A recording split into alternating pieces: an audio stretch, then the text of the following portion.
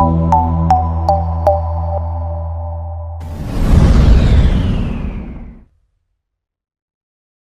ಅನ್ನುವಂಥದ್ದು ನಮಗೆಲ್ಲರೂ ಕೂಡ ತಿಳಿತಾ ಇರುವಂಥದ್ದು. ಅದಕ್ಕಾಗಿ ಸುಮಾರು ರೋಗ ರುಜಿನಗಳಿಗೆ ನಾವು ಗುರಿ ಆಗ್ತಾ ಇರುವಂಥದ್ದು. ಇತ್ತೀಚೆಗೆ ನಾವು ಏನು ಸುಮಾರು ಹಾರ್ಟ್ ಅಟ್ಯಾಕ್ಗಳಾದವು.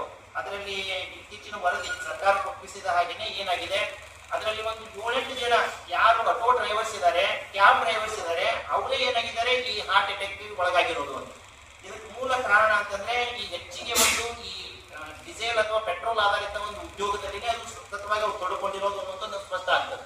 ಹಾಗಿದ್ರೆ ಇವತ್ತು ವೈಜ್ಞಾನಿಕವಾಗಿ ಏನ್ ಮಾಡ್ಬೇಕಾಗಿದೆ, ವ್ಯತ್ಯಾಸವನ್ನು ನೋಡ್ಬೇಕಾಗಿದೆ. ಜೋಡೆತ್ತಿನ ಕೃಷಿ ಮಾಡ್ತಾ ಇರುವಂತಹ ರೈತರು ಅವರ ಆರೋಗ್ಯ ಯಾವ ರೀತಿ ಇರುತ್ತೆ, ಈ ರೀತಿ ಉದ್ಯೋಗದಲ್ಲಿ ತೊಡ್ಕೊಂಡು ಆರೋಗ್ಯ ಹೇಗಿರ್ತದೆ ಅಂತ. ಹಾಗಿದ್ರೆ ಇದು ಒಳ್ಳೆಯ ಆರೋಗ್ಯ ಕೊಡುವಂತದಕ್ಕೆ ನಾವು ಏನು ಪ್ರೋತ್ಸಾಹ ಕೊಡಲಿಲ್ಲ ಅಂತಂದ್ರೆ ಇದು ನಶಿಸಿ ಹೋಗ್ತದೆ. ಆ ಒಂದು ಕಾರಣಕ್ಕಾಗಿ ಇವತ್ತು ನಮ್ಮ ಎಲ್ಲರ ಆರೋಗ್ಯ ನಿಂತಿರೋದನ್ನೇ ಈ ಜೋಡೆತ್ತಿನ ಕೃಷಿ ಮೇಲೆ, ಈ ಬಸವ ತತ್ವದ ಮೇಲೆ ಅನ್ನುವಂಥದ್ದು ಅತ್ಯಂತ ಸ್ಪಷ್ಟವಾಗಿರುವಂತದ್ದು. ಹಾಗಿದ್ರೆ ಇಲ್ಲಿ ಕೊನೆಯಲ್ಲಿ ವಿಚಾರವನ್ನು ಹೇಳೋದಾದ್ರೆ ಈ ಒಂದು ಜೋಡೆತ್ತಿನ ಕೃಷಿ ಪ್ರತಿ ಗ್ರಾಮಗಳಲ್ಲಿ ಕೂಡ ನಶಿಸಿ ಹೋಗಕ್ಕೆ ಮೂಲ ಕಾರಣ ಅಂತಂದ್ರೆ ಅದಕ್ಕೆ ನಾವು ಪ್ರೋತ್ಸಾಹ ನೀಡ್ತಾ ಇಲ್ಲ. ಯಾವ ರೀತಿ ಅಂತಂದ್ರೆ ಈಗ ಸರ್ಕಾರಿ ನೌಕರಿ ಅಂತಂದ್ರೆ ಅವ್ರಿಗೆ ಆರ್ಥಿಕ ಭದ್ರತೆ ಇರೋದು. ಒಮ್ಮೆ ಅವ್ರು ಏನಾದ್ರು ಸರ್ಕಾರಿ ನೌಕರಿ ಜಾಯಿನ್ ಆದ್ರು ಅಂತಂದ್ರೆ ಅವ್ರಿಗೆ ಸಾಹಿತ್ಯನ ಪಗಾರ ಇರುವಂತದ್ದು. ಅದೇ ರೀತಿ ಒಂದು ಪ್ರೈವೇಟ್ ಅಲ್ಲಿ ಹೋದ್ರು ಕೂಡ ಅವ್ರಿಗೆ ಪಗಾರ ಇದೆ ಇಂತಿಷ್ಟು ದಿವಸ ಅನ್ನುವಂಥದ್ದು. ಅದೇ ರೀತಿ ಒಂದು ಸಿಟಿಗೆ ಹೋಗಿ ಕೆಲಸ ಮಾಡ್ತೀನಿ ಅಂದ್ರೆ ಇಂತಿಷ್ಟು ದಿವಸ ಅವ್ರ ಆದಾಯದ ಭದ್ರತೆ ಅದು. ಆದ್ರೆ ಜೋಡೆತ್ತಿನ ಕೃಷಿಕರಿಗೆ ಯಾವ ಆದಾಯದ ಭದ್ರತೆ ಅದ? ಈಗಾಗಲೇ ತಮಗೆ ಹೇಳಿದ ಹಾಗೆ ಇಡೀ ಒಂದು ಮನುಕುಲದ ಒಂದು ಭವಿಷ್ಯನೇ ಅವ್ರನ್ನ ನಿಂತಿರೋದು. ಆದ್ರೂ ಕೂಡ ಅವ್ರಿಗೆ ಯಾವ ಒಂದು ಆರ್ಥಿಕ ಭದ್ರತೆಯನ್ನು ನೀಡಕ್ಕೆ ನಾವು ಪ್ರಯತ್ನ ಮಾಡಿಲ್ಲ ಅನ್ನುವಂಥದ್ದು. ಆ ಒಂದು ಕಾರಣಕ್ಕಾಗಿ ಅವ್ರಿಗೆ ಮೊದಲು ಆರ್ಥಿಕ ಭದ್ರತೆಯನ್ನು ನೀಡುವಂತ ಪ್ರಯತ್ನವನ್ನ ಒಂದು ಏನ್ ಮಾಡ್ಬೇಕಾಗಿದೆ, ಸರ್ಕಾರ ಮಾಡ್ಬೇಕಾಗಿದೆ. ಅದ್ರ ಜೊತೆಯಲ್ಲಿ ಮತದಾರರು ಕೂಡ ಹೌದು ನಮ್ಮ ರಕ್ತದಲ್ಲಿನೂ ಕೂಡ ಏನಾಗಿದೆ, ಈ ಒಂದು ಬಸವಣ್ಣನ ಒಂದು ರಕ್ತ ಹರಿತಾ ಇದೆ ಅನ್ನುವಂಥದ್ದನ್ನ ತಿಳಿದು ಅದಕ್ಕಾಗಿ ತಮ್ಮ ಮತವನ್ನು ಮೀಸಲಿಡಬೇಕು ಅಂತ. ಹಾಗಾಗಿ ನಾವೇ ಒಂದು ಚಿಂತನೆಯನ್ನ ಮಾಡಿರುವಂತದ್ದು. ಇನ್ನು ಮುಂದೆ ನಾವು ಶ್ರೀಶೈಲ ಮಲ್ಲಯ್ಯನ ಸಾಕ್ಷಿಯಾಗಿ ಮತ್ತು ನಮ್ಮ ಮನೆಯಲ್ಲಿರುವಂತ ಈ ಬಸವಣ್ಣನ ಸಾಕ್ಷಿಯಾಗಿ, ಜಗಲಿ ಮೇಲೆ ಇಟ್ಟುವಂತ ಬಸವಣ್ಣನ ಸಾಕ್ಷಿಯಾಗಿ ಇನ್ನು ಮುಂದಿನ ದಿನಗಳಲ್ಲಿ ಯಾರು ಇದಕ್ಕೆ ಪೂರಕವಾದಂತ ಕಾನೂನು ಯೋಜನೆಯನ್ನು ತರ ಪ್ರಯತ್ನ ಮಾಡ್ತಾರೋ ಅವ್ರಿಗೆ ಮಾತ್ರ ಮತ ನೀಡೋದು ಅಂತ. ಈ ನಿಟ್ಟಿನಲ್ಲಿ ಯಾರು ಪ್ರಯತ್ನ ಮಾಡದೇ ಇದ್ರೆ ನಾವು ನೋಟಾಕ್ ಮತ ನೀಡ್ತೀವಿ ಅನ್ನುವಂತ ಒಂದು ಸಂಕಲ್ಪವನ್ನು ಮಾಡ್ತಾ ಇರುವಂತದ್ದು. ಅದೇ ರೀತಿ ಇತರರಿಗೂ ಕೂಡ ಇದರ ಅರಿವನ್ನ ಮೂಡಿಸಿ ನಾವು ಈ ಒಂದು ಸಂಕಲ್ಪವನ್ನು ಮಾಡಿಸ್ತಾ ಇರುವಂತದ್ದು. ಇತ್ತೀಚೆಗೆ ಒಂದು ನಾವು ಈ ಒಂದು ನಂದಿಗಾಗಿ ನಮ್ಮ ಮತದಾನ ಅನ್ನುವಂಥ ಸಂಕಲ್ಪ ಯಾತ್ರೆಯನ್ನು ಕೂಡ ನಾವು ಮಾಡಿರುವಂಥದ್ದು. ಬಸವನ ಬಗ್ಗೆ ಹೊಡೆಯಿಂದ ಬಸವ ಕಲ್ಯಾಣ, ಬಸವ ಕಲ್ಯಾಣದಿಂದ ಕೂಡಲ ಸಂಗಮ ಸುಮಾರು 25 ಆಧ್ಯಾತ್ಮಿಕ ಕೇಂದ್ರಗಳಿಗೆ ಹೋಗಿ ಇದ್ರ ಬಗ್ಗೆ ಜಾಗೃತಿ ಮೂಡಿಸಿ ಈಗಾಗಲೇ ಸಂಕಲ್ಪ ಆಗ್ತಾ ಇದ್ದಾರೆ. ಸಾಕಷ್ಟು ಕಡೆ ನಾವು ಮಾಡ್ತಾ ಇದ್ದೇವೆ. ಇನ್ನು ಕೊನೆಗೆ ಇನ್ನೊಂದು ವಿಚಾರವನ್ನು ಇದ್ರ ಬಗ್ಗೆ ಹೇಳೋದಾದ್ರೆ ಈ ಗ್ಯಾರಂಟಿಗಳು ಈ ಬಸವ ತತ್ವವನ್ನ ಯಾವ ರೀತಿ ನಾಶ ಮಾಡ್ತಾ ಇದೆ ಎನ್ನುವಂಥದ್ದು.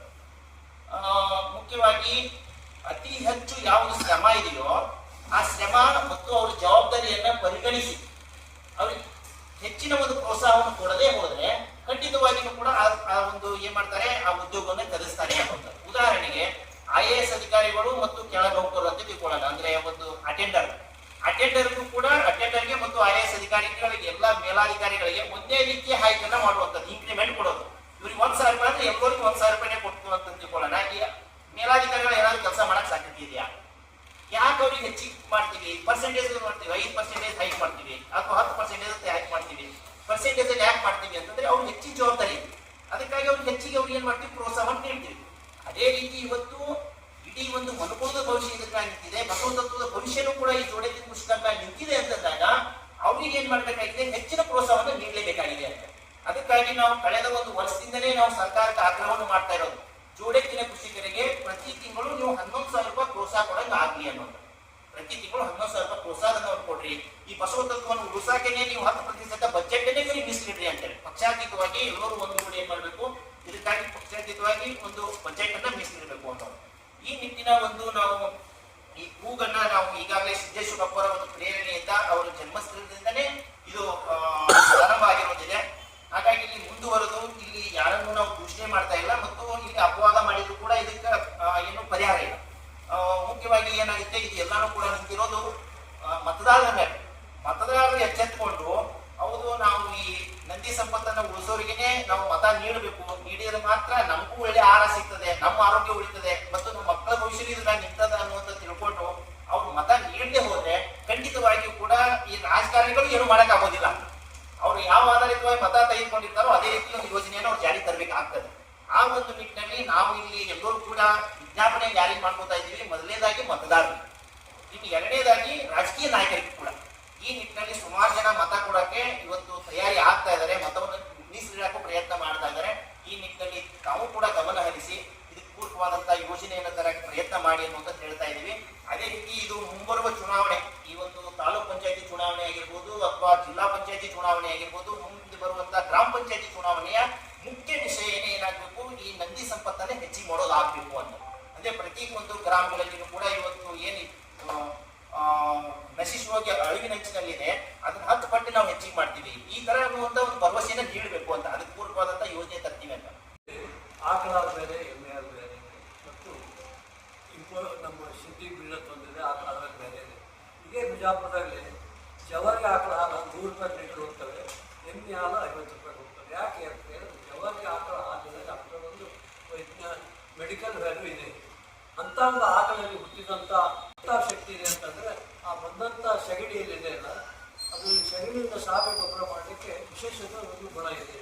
ಅದಕ್ಕೆ ನಾವು ಹೇಳ್ತೀವಿ, ದನಗಳು ಸಾಕಾಣಿಕೆ ಮಾಡೋದ್ರಿಂದ ಸಾವಯವ ಬೆಳೆ ಬೆಳಲಿಕ್ಕೆ ಅನುಕೂಲ ಆಗ್ತಿದೆ.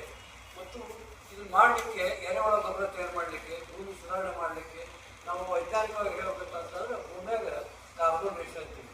ಕಾರ್ಬನ್ ರೇಷನ್ ಹೆಚ್ಚು ಇರ್ತಪ್ಪ ಅಂತ ಗ್ಯಾಪ್, ನೈಟ್ರೋಜನ್ ಕಾರ್ಬನ್ ಗ್ಯಾಪ್ ಕಮ್ಮಿ ಇತ್ತಂದ್ರೆ ಭೂಮಿ ಫಲವತ್ತತೆ ಐತಿ, ಇಲ್ಲ ಅಂದ್ರೆ ಇಲ್ಲ ಅಂತೀವಿ. ಯಾವಾಗ ಸಾವಯವ ಮಟ್ಟಿಗೆ ಭೂಮಿಯಾಗ ಬೆಳಗಿಲ್ಲ ಅವಾಗ ಭೂಮಿ ಕಟ್ಕೊಂಡು ಹೋಗ್ತೈತಿ. ಕಟ್ಕೊಂಡು ಹೋಗೋದ್ರಿಂದ ಏನಾಗ್ತೈತಿ, ಭೂಮಿ ಬೆಳೆ ಮತ್ತು ನಾಳೆ ನಾವು ಇಳುವರಿ ಕಮ್ಮಿ ಆಗುತ್ತೆ ಹೋಗ್ತೈತಿ. ಸರ್ಕಾರ ರಸಗೊಬ್ಬರಕ್ಕೆ ಫರ್ಟಿಲೈಸರ್ ಸಾಕಷ್ಟು ಸಬ್ಸಿಡಿ ಕೊಡ್ತೈತೆ, ಅನಿವಾರ್ಯ ಇದೆ.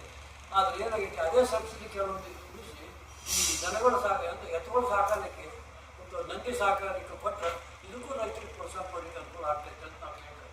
ಅವ್ರು ಬೇರೆ ಬಜೆಟ್ನೇ ಮಾಡೋದಕ್ಕಾಗಿಲ್ಲ, ಈಗಾಗಲೇ ಸರ್ಕಾರ ಸಾಕಷ್ಟು ಬಜೆಟ್ ಫರ್ಟಿಲೈಸರ್ ಸಬ್ಸಿಡಿ ಕೊಡ್ತಾ ಇದ್ದಾರೆ. ಆ ಸಬ್ಸಿಡಿ ಅಮೌಂಟಿಂದ ಒಂದು ಅಟ್ಲೀಸ್ಟ್ 4 ವರ್ಷ ಈ ದನ ಹೋರಿಗಳನ್ನು ನಂದಿ ಸಾಕಾಣಿಕೆ ಕೊಟ್ಟರೆ ರೈತರಿಗೆ ಉತ್ತೇಜನ ಆಗ್ತೈತಿ. ಎರಡನೇದು ಫರ್ಟಿಲೈಸರ್ ಸಬ್ಸಿಡಿ ಹೇಗೆ ಕೊಡ್ತಾರ, ರೈತರು ಎರೆಹುಳ ಗೊಬ್ಬರ ತಯಾರು ಮಾಡಿದ್ರೆ ಅದಕ್ಕೂ ಸಬ್ಸಿಡಿ ಕೊಟ್ಟರೆ ರೈತರು ತಾವಾಗೇ ಎತ್ತುಗಳು ಸಾಕಾಣೆ ಮಾಡಿ ಎರೆಹುಳ ಗೊಬ್ಬರ ತಯಾರು ಮಾಡಿ ರೈತರು ಪ್ರೊಡಕ್ಷನ್ ಮಾಡ್ತಾರೆ. ಸರ್ಕಾರಿ ಗೊಬ್ಬರ ಫರ್ಟಿಲೈಸರ್ ಹ್ಯಾಂಡ್ ಡಿಸ್ಟ್ರಿಬ್ಯೂಷನ್ ಆಗ್ತೈತೆ, ಎರೆಹುಳ ಗೊಬ್ಬರನು ಡಿಸ್ಟ್ರಿಬ್ಯೂಷನ್ ಆಗೋದು ಅನುಕೂಲ ಮಾಡ್ತೀವಿ. ವಿವಿಧ ರೀತಿಯಿಂದ ಸರ್ಕಾರ ಈ ಸಹಾಯ ಮಾಡ್ಕೊತ ಅಂದ್ರೆ ರೈತರು ತಾವಾಗೇ ಎತ್ತುಗಳು ಸಾಕಾಣಿಕೆ ಶುರು ಮಾಡ್ತಾರೆ, ಎತ್ತುಗಳು ಬಳಕೆ ಮಾಡ್ಕೊಂಡು ಹೋಗ್ತಾರೆ, ಮಾಡಕ್ಕೆ ಹೋಗ್ತಾರೆ. ಏನಾಗಿತ್ತು, ರೈತರಿಗೆ ಆದಾಯ ಇಲ್ಲ, ಎತ್ತುಗಳು ಸಾಕಾಣಿಕೆ ಆಗೋದಿಲ್ಲ. ಮತ್ತು ಎತ್ತುಗಳು ಸಾಕಾಣಿಕೆ ವರ್ಷನ ಮೇವು ಮಾಡಲಿಕ್ಕೆ ಅಥವಾ ಮೇಯಿಸಲಿಕ್ಕೆ ತೊಂದರೆ ಆಗ್ತೈತಿ. ಅದು ಸರ್ಕಾರ ಬೇರೆ ಸಬ್ಸಿಡಿ ಸಹಾಯ ಕೊಟ್ಟಾಗ ಎತ್ತುಗಳು ಸಾಕಲಿಕ್ಕೂ ಸಹಾಯ ಮಾಡಿಕೊಟ್ಟು ರೈತರು ತಾವೇ ಮುಂದೆ ಬರ್ತಾರೆ. ಅದು ಮಾಡೋದ್ರಿಂದ ಭೂಮಿ ಫಲವತ್ತತೆ ಹೆಚ್ಚಾಗ್ತೈತಿ. ಭೂಮಿ ಫಲವತ್ತತೆ ಹೆಚ್ಚಾಗ್ತದೆ, ಆಹಾರ ಗುಣಮಟ್ಟ ಜಾಸ್ತಿ ಆಗ್ತೈತಿ. ಆಹಾರ ಗುಣಮಟ್ಟ ಜಾಸ್ತಿ ಆಯ್ತಪ್ಪ ಅಂದ್ರೆ ನಮ್ಮ ಮನುಷ್ಯರ ಆದಾಯಗಳು ಸುಧಾರಣೆ ಆಗ್ತೈತಿ.